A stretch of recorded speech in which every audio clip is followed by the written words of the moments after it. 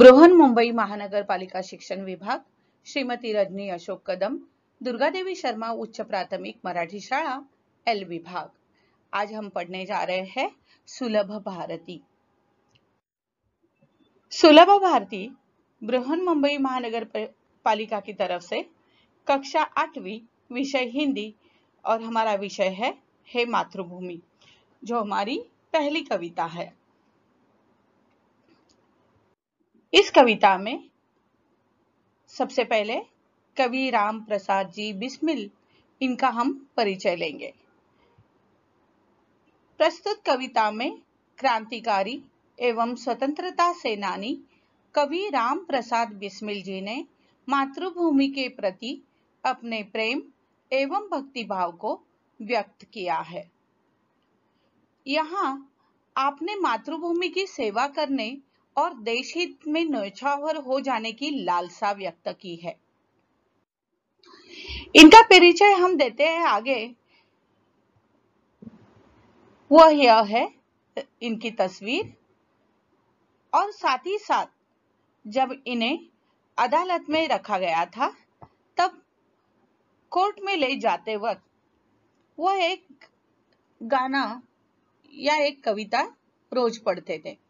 वह थी, सरफरोशी की तमन्ना आज हमारे दिल में है, देखना जोर कितना बाजुओं कातिल में है।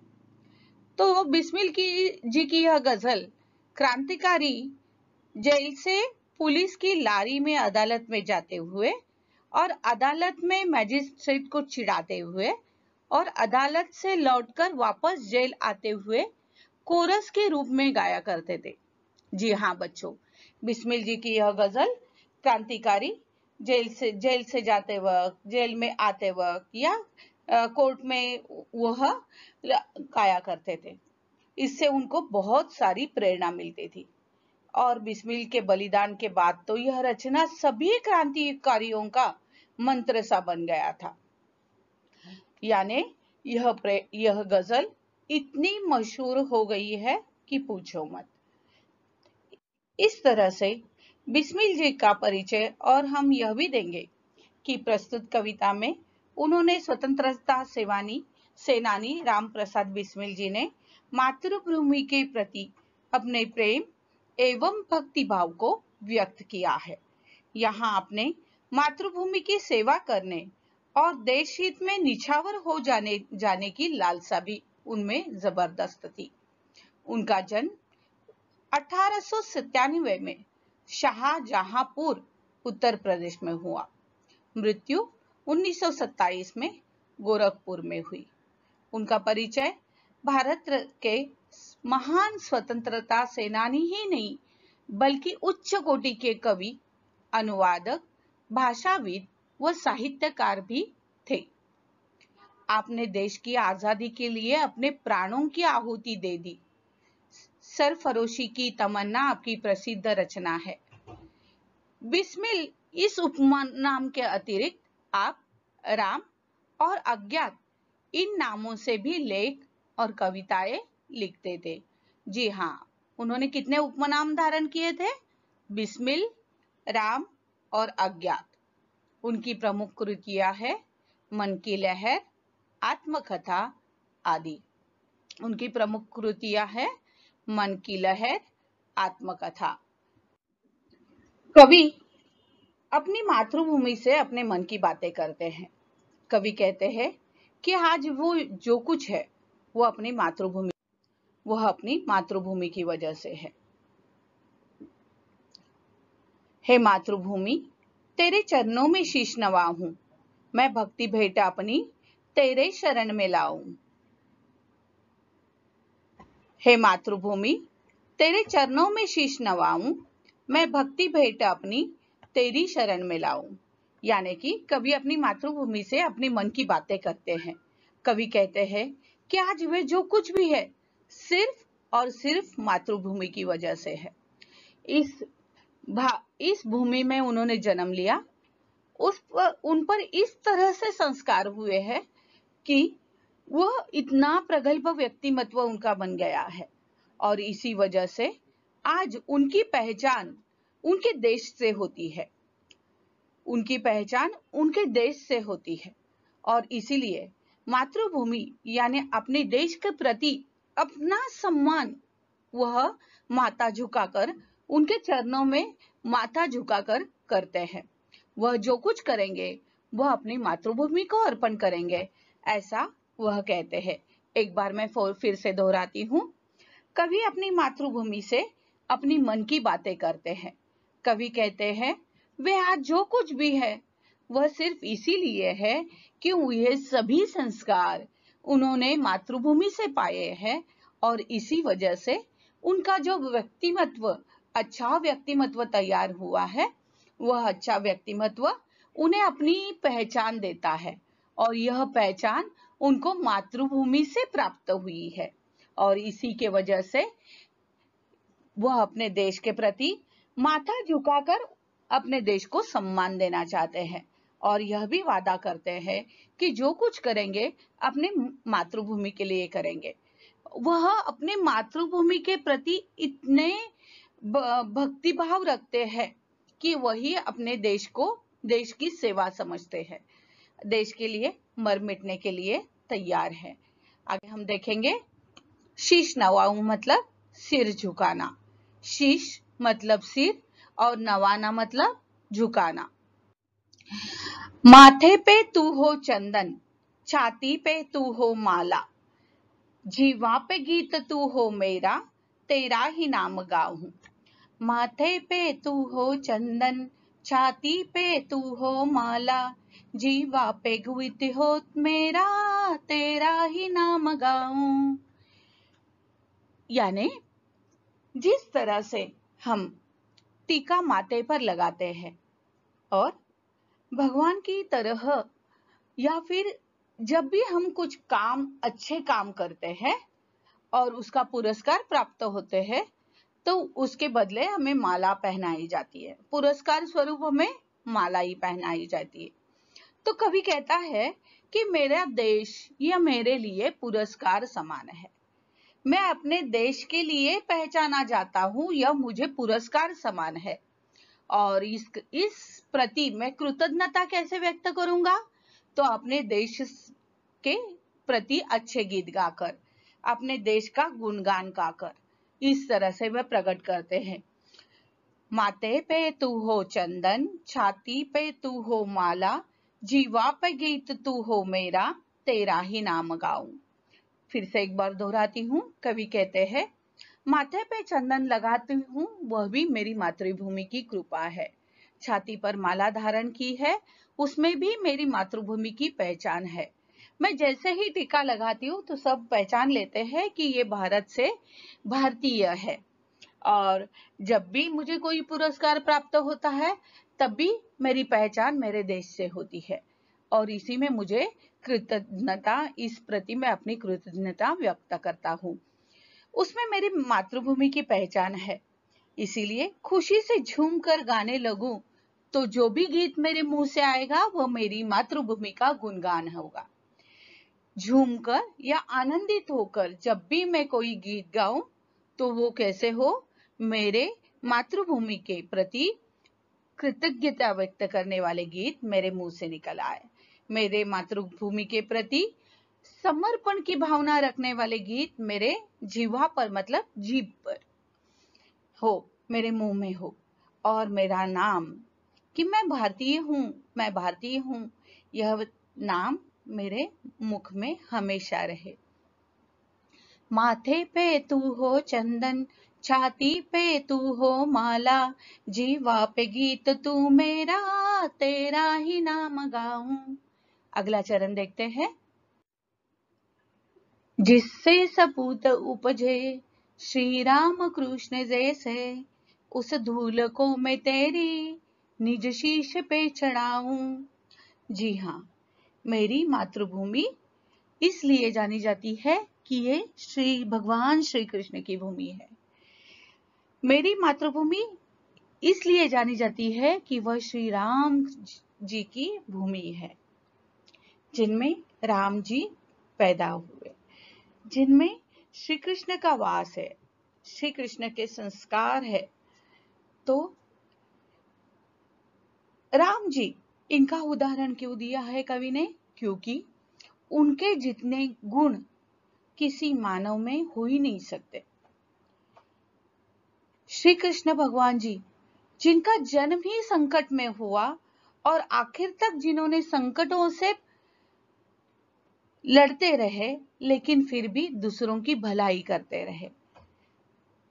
तो इसलिए ऐसे महान लोग, ऐसे महान सपूत इस भूमि में उन सपूतों ने जन्म लिया है। तो मेरी भूमि अनेक महान लोगों के लिए जानी जाती है, यह कवि को बताना है। और जिनमें ऐसे महान लोगों ने जन्म लिया है, उस भूमि का मैं सुपूत हूँ। इसलिए मैं अपनी मातृभूमि की रज यानी मिट्टी भी धूल अपनी माथे पे चढ़ाऊं तो वह मुकुट की तरह मुझे शोभा देगी, वह मुकुट की तरह मुझे शोभा देगी। फिर से एक बार दोहराती हूँ। जिससे सपूत उपजे श्री राम कृष्ण जैसे, उस धूल को मैं तेरी निज शीश पे चढ़ाऊं। मतलब कवि कहते हैं, हमारा इतिहास ये कहता है कि यहाँ राम कृष्ण जैसे भगवान का जन्म हुआ है और मेरा सौभाग्य है कि मेरा जन्म ही इसी देश में हुआ है, जिसके कारण मुझे अपने आप पर अभिमान है कि ऐसे महान हस्तियों के देश में मेरा जन्म हुआ है और इसीलिए मैं खुद को भाग्यवान समझता हूँ। माई समुद्र जिसकी, पदरज नित्य धोकर, करता प्रणाम तुझको मैं चरण वे दबाऊं। माई समुद्र जिसकी, पद रज को नित्य धोकर, करता प्रणाम तुझको मैं वह चरण दबाऊं। आप अगर नक्शा देखोगे भारत का, तो भारत के एक तरफ पूरा समुद्र से घिरा हुआ है, यानी कि आप चित्र में भी देखोगे, यानी कि भगवान इस तरह से समुद्र इस तरह से भारत माँ के चरणों को धो रहा है, जैसे वह अपने आप को चरणों में रख रहा है। किसके चरणों में? मेरी मातृभूमि के चरणों में। तो माई हे जन्मभूमि, आपकी चरणों को समुद्र धोता है। ऐसे महान चरणों को मैं दबाऊं, मतलब मैं अपने मातृभूमि की सेवा कर सकूं, मतलब मैं अपने मातृभूमि की सेवा कर सकूं। माई समुद्र जिसकी, पदरज को नित्य धोकर, करता प्रणाम तुझको मैं वह चरण दबाऊं। यानी मेरे देश की रचना ऐसे है जैसे कवि कल्पना करता है कि समुद्र भारत माता के चरण धोकर मानो उन्हें प्रणाम कर रहा हो। मेरा परम भाग्य है कि ऐसी मातृभूमि की सेवा करने का अवसर मुझे प्राप्त हो रहा है। मैं जो भी काम करूंगा जिससे मेरी मातृभूमि की तरक्की हो, मेरी मातृभूमि को यश मिले, मेरी मातृभूमि अच्छे और नाम उजागर हो। आगे हम देखेंगे, सेवा में तेरी माता मैं भेदभाव तज कर, वह पुण्य नाम तेरा प्रतिदिन सुनो सुनाऊं। सेवा में तेरी माता मैं भेदभाव तज कर, वह पुण्य नाम तेरा प्रतिदिन सुनो सुनाऊं। जी हाँ बच्चों, हमारे यहाँ कोई भेदभाव नहीं होता। स्त्री पुरुष बाल बच्चे सबको अपनी अपनी भूमिका रखने का सबको सम्मान प्राप्त हुआ है। मैं ऐसे काम करूं, मेरे देश का हर एक नागरिक ऐसे काम करे जिससे मेरी देश की तरक्की हो। तो मेरे देश का हर एक नागरिक देश की तरक्की के लिए अपने कर्म करे, जो भी कर्म करे अपने देश की तरक्की हो। हे मातृभूमि, मुझ में वह गुण निर्माण हो जिससे सबको मदद करने की मैं हैसियत पा सकूं। हे माँ, मेरा आचरण ऐसा हो जिससे मेरी मातृभूमि का नाम रोशन हो। सब विश्व में मैं आपका नाम रोशन कर सकूं। सब विश्व में मैं आपका नाम रोशन कर सकूं। हे मातृभूमि, मुझ में वह गुण निर्माण हो जिससे सबको मदद करने की हैसियत में पा सकूं। हे माँ, मेरा आचरण ऐसा हो जिससे मेरी मातृभूमि का नाम रोशन हो। सब विश्व में मैं अपनी मातृभूमि का नाम रोशन कर सकूं। हमारे देश के हर एक नागरिक अपना कर्तव्य कभी भी कर्तव्य करने में ना चूके। वह भले अपना प्राण त्याग दे, लेकिन अपने कर्तव्य हमेशा करते रहे। इस तरह से हम अपनी मातृभूमि की सेवा करते रहेंगे और पुण्य कमाते रहेंगे। माँ यानी समानार्थी शब्द माता, माँ, प्रतिदिन, हर दिन। माता, माँ, प्रतिदिन, हर दिन। विरुद्धार्थी शब्द पुण्य, पाप, पुण्य, पाप। आगे देखेंगे। तेरे ही काम आऊं, तेरा ही मंत्र गाऊं, मन और देह तुम पर बलिदान में जाऊं।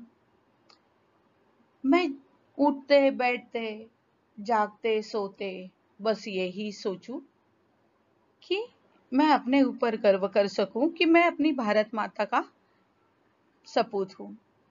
मैं अपनी भारत माता की सुपुत्री हूं। मैं जब भी कोई काम करूं जिससे मेरी भारत माता का नाम रोशन हो, और जब भी जरूरत पड़े मेरा मन और मेरा देह यानी मेरा शरीर कभी भी मैं अपनी मातृभूमि के लिए बलिदान हो जाऊं। मैं अपनी मातृभूमि पर बलिदान होने की शक्ति मुझ में पाऊं। तो मेरी रग रग में सिर्फ मातृभूमि का नाम, मातृभूमि की सेवा, यही चीजें होनी चाहिए। तेरे ही काम आऊं, तेरा ही मंत्र गाऊं, मन देह तुम पर बलिदान में जाऊं, मन और देह तुम पर बलिदान में जाऊं। यानी कि मेरा आचरण ऐसा हो कि हमेशा अपनी मातृभूमि की सेवा कर सकूं। मेरा आचरण ऐसा हो कि मैं हमेशा अपनी मातृभूमि की सेवा कर सकूं। मेरे मन में हमेशा अपने देश के बारे में अच्छे विचार आते रहे। मैं ऐसा काम करूं जिससे मेरी मातृभूमि की शान बनी रहे। अगर देश सेवा करते मेरे प्राण भी निकल जाए तो भी मैं खुद को नसीब वाला समझूं। एक बार फिर दोहराते हैं। मेरा आचरण ऐसा हो कि मैं हमेशा अपनी मातृभूमि की सेवा कर सकूं। मेरे मन में हमेशा अपने देश के बारे में अच्छे विचार आते रहे। मैं ऐसा काम करूं जिससे मेरी मातृभूमि की शान बनी रहे। अगर देश सेवा करते करते मेरे प्राण निकल जाए तो भी मैं खुद को नसीब वाला समझूं। तेरे ही काम आऊं, तेरा ही मंत्र गाऊं, मन और देह तुम पर बलिदान में जाऊं, मन और देह तुम पर बलिदान में जाऊं। इस कविता में आए हुए शब्द है नवाना, झुकाना, शीश, सिर, जीवा, जीभ, रज, धूल, बलिदान, प्राणाहुति, बलिदान, प्राणाहुति, निछावर, देह, शरीर। इन सारे शब्दों को आप वाक्य में प्रयोग जरूर करेंगे। सूचना के अनुसार कृतियां करो। तो सबसे पहले मातृभूमि की विशेषताएं। पहली विशेषता है इसके सपूत श्री रामकृष्ण जैसे है। दूसरी विशेषता है समुद्र चरणों को नित्य धोता है। तीसरी विशेषता है भारत देश का नाम विश्व में पवित्रता के लिए जाना जाता है। और चौथी विशेषता है, देश के लोग अपने देश पर मर मिटने के लिए सदा तैयार रहते हैं। एक बार दोहराती हूँ, मातृभूमि की विशेषताएं क्या है? इसके सपूत श्री रामकृष्ण जैसे है। समुद्र नित्य चरणों को धोता है। भारत देश का नाम विश्व में पवित्रता के लिए जाना जाता है और देश के लोग अपने देश पर मर मिटने के लिए सदा तैयार रहते हैं। कृति पूर्ण करो। कवि मातृभूमि के प्रति अर्पित करना चाहता है। कवि मातृभूमि के प्रति शीश अर्पित करना चाहता है। कवि मातृभूमि के प्रति भक्ति भेंट अर्पित करना चाहता है। अपने भक्ति भाव अपने मन में सदोदित तरोताजा रखना चाहता है, वह अर्पित करना चाहता है। और जब भी देश को जरूरत लगे तो वह बलिदान देने के लिए भी तैयार है। इसका भावार्थ हुआ। कविता की पंक्तियां पूर्ण करो। कविता की पंक्तियां पूर्ण करो। सेवा में तेरी, और आगे सारी पंक्तियां दी है। बलिदान में जाऊं तक यह पंक्तियां पूर्ण करनी है। फिर से एक बार दोहराती हूँ। सेवा में तेरी, बलिदान में जाऊं, ये बीच वाली पंक्तियां पूर्ण करनी है। तो वो है, सेवा में तेरी माता, मैं भेदभाव तज कर, वह पुण्य नाम तेरा प्रतिदिन सुनु सुनाऊं। तेरे ही काम आहूं, तेरा ही मंत्र गाऊं, मन और देह तुम पर बलिदान में जाऊं। इस तरह से यह पंक्तियां हम पूर्ण करेंगे।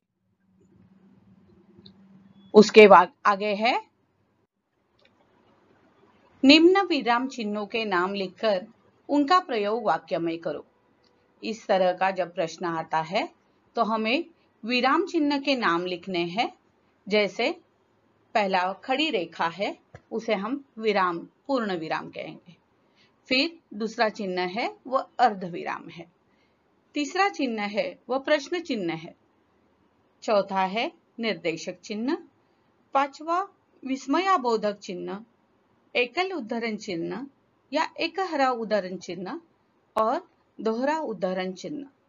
इनका प्रयोग हम करते हैं इस तरह से। सर्वप्रथम हम देखेंगे पूर्ण विराम। वाक्य जब पूर्ण होता है तो हम पूर्ण विराम देकर दर्शाते हैं।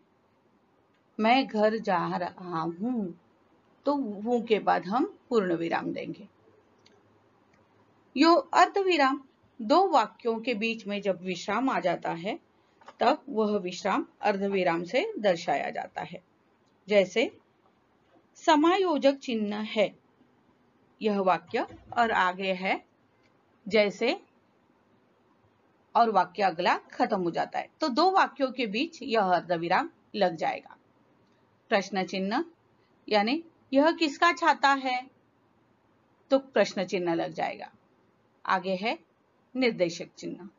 जब किसी चीज को निर्देश करना रहता है तब इसका उपयोग किया जाता है। जैसे छाता,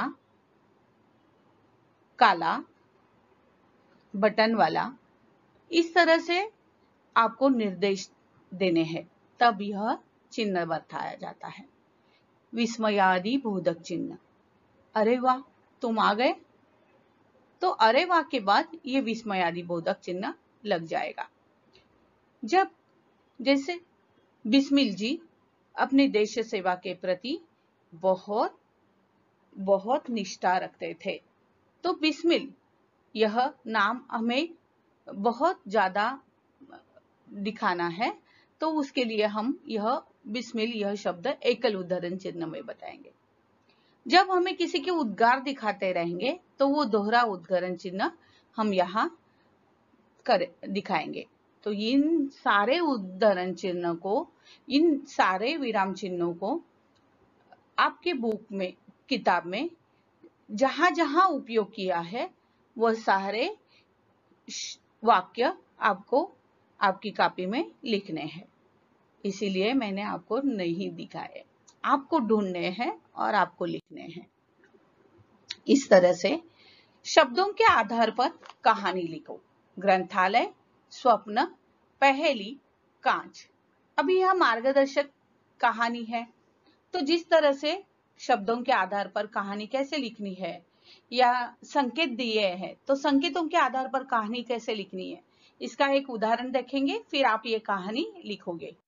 तो सबसे पहले हम उदाहरण देखेंगे। संकेत या कहानी की सहायता, उसके आधार पर कहानी लिखना। उसके लिए आपको रूपरेखा खड़ी कर तब लिखना चाहिए। अधूरी कहानी को पूरा करने का अभ्यास भी रखना चाहिए। चित्रों के सहायता से कहानी लिखने का भी आपको अभ्यास करना चाहिए। तो आपको किससे लिखना है? शब्दों की सहायता से कहानी लिखना है। अभी यह एक कहानी है, तो इसके संकेत कौन से दिए थे?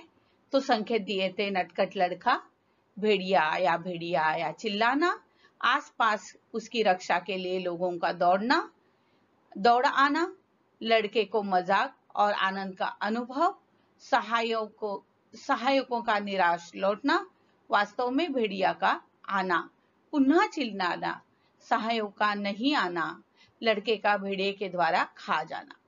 अभी यहाँ देखिए, यहाँ पूर्ण विराम का उपयोग किया है, यहाँ अल्प विराम का उपयोग किया है, यहाँ भेड़िया आया यह एकल उद्धरण चिन्ह का उपयोग किया है। हाँ, तो इस तरह से यहाँ भी हमने देखे हैं कि वाक्य में विराम चिन्हों का बहुत महत्व होता है। इससे हमें कहाँ रुकना है, कहाँ आगे जाना है, कहाँ विराम लेना है, इसके बारे में पता चल जाता है। एक था लड़का, वह नटखट, चालबाज और धोखेबाज। वह यदा कदा भेड़िया आया कहकर चिल्लाता रहता। खतरे के जाल में फंसे उस लड़के की प्राण रक्षा के लिए अड़ोस पड़ोस से बहुत व्यक्ति उसकी सहायता करने के लिए अपने कामकाज को छोड़कर दौड़ पड़ते। जब लोगों की भीड़ एकत्र हो जाती, वह खिलखिलाकर हंस पड़ता। लोग उसे देखकर भौचक्के हो जाते। पुनः आक्रोश को शांत करते हुए बच्चे की नादानी पर तरस खाते हुए लौट जाते। पुनः लड़का वैसे ही करता, पर 2-3 बार के बाद लोगों का आना बंद हो गया। सचमुच ही एक बार भेड़िया आया। लड़के ने आर्त स्वर में पुकारा, पर कोई भी उसकी सहायता के लिए नहीं आया, क्योंकि लोगों ने समझा यह तो उसकी आदत है, झूठी ही ऐसा करता रहता है, झूठे पर कोई विश्वास नहीं करता। एक दिन भेड़िया सचमुच आया और लड़के को खा गया। कहानी से क्या सीख मिलती है? झूठ पर विश्वास नहीं रखते, इसीलिए झूठ पर नहीं बोलना चाहिए, झूठ नहीं बोलना चाहिए। तो यहाँ संकेत दिए हैं, संकेत के ऊपर कहानी दिखाई है, उसी तरह आपको शब्द मार्गदर्शन पर दिए हैं और आपको कहानी लिखनी है। अभी पूरी कविता एक बार हम पढ़ेंगे और उसके बाद फिर हम वाचन करेंगे। हे मातृभूमि तेरे चरणों में शीश नवाऊं, मैं भक्ति भेंट अपनी तेरी शरण में लाऊं। माथे पे तू हो चंदन, छाती पे तू हो माला, जीवा पे गीत तू हो मेरा, तेरा ही नाम गाऊं। जिससे सपूत उपजे श्री राम कृष्ण जैसे, उस धूल को मैं तेरी निज शीश पे चढ़ाऊं। माई समुद्र जिसकी पदरज को नित्य धोकर, करता प्रणाम तुझको मैं वे चरण दबाऊं। सेवा में तेरी माता मैं भेद भाव तज कर, वह पुण्य नाम तेरा प्रतिदिन सुनाऊं। तेरे ही काम आऊं, तेरा ही मंत्र गाऊं, मन और देह तुम पर बलिदान में जाऊं। हे मातृभूमि तेरी चरणों में शीश नवाऊं। बच्चों, आपने वीडियो देखा, इसके लिए बहुत बहुत धन्यवाद। आपको अगर कविता पसंद आई हो तो बीएमसी एजुकेशन चैनल को ज़रूर सब्सक्राइब कीजिए, बेल आइकन प्रेस कीजिए और जितने ज़्यादा अपने विद्यार्थी मित्र हैं उनको शेयर करें और लाइक करें। फिर से एक बार बहुत बहुत धन्यवाद। स्वस्थ रहे। बीएमसी एजुकेशन चैनल को सब्सक्राइब कीजिए, बीएमसी एजुकेशन चैनल को सब्सक्राइब कीजिए, लाइक कीजिए, अपने मित्रों को शेयर कीजिए। बहुत बहुत धन्यवाद। शुक्रिया।